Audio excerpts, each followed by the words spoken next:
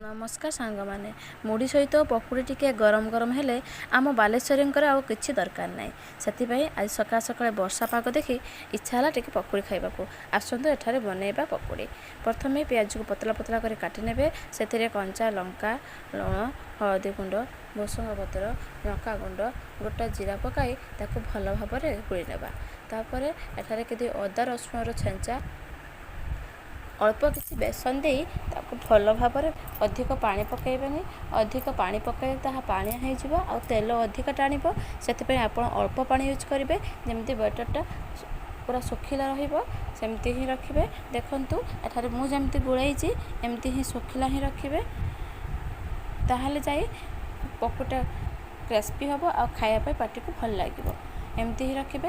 एबे पूरा साइड रे परे पकसई ता किछि तेल गरम कर नेबा तेल पूरा पूरी गरम हवा दरकार थारे मु तेल पूरा पूरी गरम कर नेछि एबे से पकुड़ी सब जो गोली रखिथिले पकुड़ी पई सब बैटर उळबो सेतिरे मु पकेई के एबे छाणीबी। देखंतु एमती ही पकी नेबे पकेई के ताकू हमें छाणिया पई छाड़ देबा। गोटे साइड भल भाव हो गला परे आमे आ गोटे साइड को उल्टेइबा। देखंतु दुई साइड एबे हमरो भल भाव हो गलानी। एबे आमे गोटे प्लेट को आको बाहर कर नेबा।